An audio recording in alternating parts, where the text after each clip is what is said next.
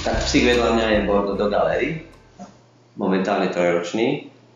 Keď mal Larry 1 rok, tak tesne predtým, než dosiahol vek 1 roku, tak začal výrazne krývať na pravú prednú končatinu.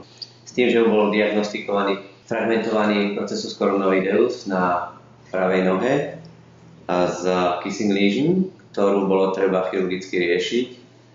Po odstranení fragmentu sme aplikovali do operačnej rany na tejto oblasti kmeňovej bunky a rentgen sme robili opäť po 3 mesiacoch, kde bol defekt vyplnený, s tým, že momentálne Larry už 2 roky nemá žiadny problém, klinicky úplne v poriadku, bez skrývania.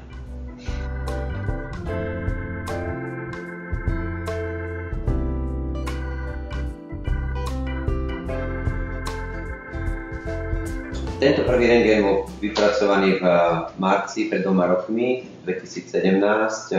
V tejto oblasti vidno defekt, stratu kostného tkaniva a o 3 mesiace neskôr, keď sme po aplikácii kmeňových buniek, keď sme robili znovu rentgen, tak defekt bol znovu vyplnený a ako som spomenul, psík bol bez akýchkoľvek klinických príznakov, to znamená, hýbe sa úplne v pohode, bolestivosť tam nie je žiadna a krývanie takisto.